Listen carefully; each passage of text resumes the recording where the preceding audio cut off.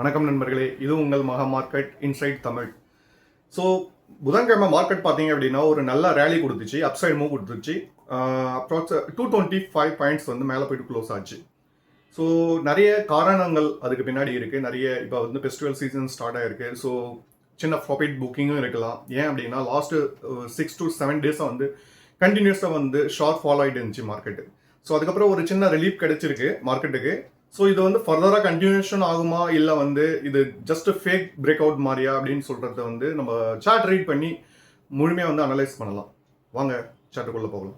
நண்பர்களே, இப்போ வந்து நம்ம டே சார்ட்டில் வந்து ஃபஸ்ட்டு நிஃப்டி எப்படி பிஹேவ் பண்ணியிருக்குன்னு பார்க்கலாம். நிஃப்டி பார்த்தீங்க அப்படின்னா மோர் தென் 1 வீக் மேலே வந்து கண்டினியூஸாக ஷார்ட் ஃபாலோ ஆகிட்டு இருந்தது.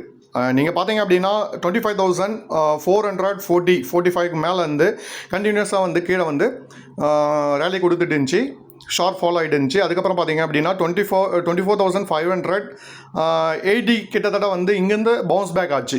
ஸோ பவுன்ஸ் பேக் ஆகிட்டு இப்போ ஒரு சின்ன ஒரு ரிலீஃப் கொடுத்துருக்கு. இது வந்து டெம்பரரி ப்ராஃபிட் புக்கிங்காகவும் இருக்கலாம். இது வந்து ஃபர்தராக கண்டினியூ ஆகும் அப்படின்னு பார்த்தீங்க அப்படின்னா 25,000 ஒரு மேஜர் ரெசிஸ்டன்ஸ் லெவல் இருக்குது. ஸோ ரெசிஸ்டன்ஸ் லெவலில் இந்த 25,000 கிராஸ் ஆகிட்டு சஸ்டெயின் பண்ணுற பட்சத்தில் ஒரு 1 day 2 days வந்து கண்டினியூ சஸ்டெயின் பண்ணிட்டு இருந்தால் ஃபர்தராக வந்து அப்சைட் மூவ் கொடுக்கறதுக்கான சான்சஸ் அதிகமாக இருக்குது. ஏன் அப்படின்னா இந்த மேஜர் ட்ரெண்ட் பார்க்கும்போது இந்த வீக்னஸாக இருக்கிறதால எப்போ வேணாலும் ஒரு ஷார்ட் ஃபால் மறுபடியும் வந்து ப்ராஃபிட் புக்கிங் நடக்கலாம்.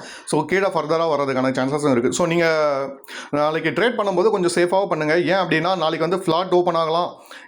சப்போஸ் நெகட்டிவ் ஓப்பன் ஆயிடுச்சுன்னா இந்த 5 லெவலில் வந்து பிரேக் அவுட் கீழே பக்கம் பண்ணுற பட்சத்தில் ஒரு ஷார்ட் ஃபால் மறுபடியும் ஆகும்.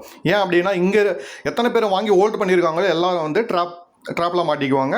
ஸோ அது வந்து பேனிக்காக இன்னொன்று செல்லிங் ஆகும். ஸோ இது ஃப்ளாட்டாக ஓப்பன் ஆகிற பட்சத்தில் வந்து கண்டினியூஸாக வந்து ரேலி எது வரைக்கும் கொடுக்கலாம் அப்படின்னு பார்த்தீங்கன்னா 25,000 வரைக்கும் உங்களுக்கு ரேலி கொடுக்கலாம்.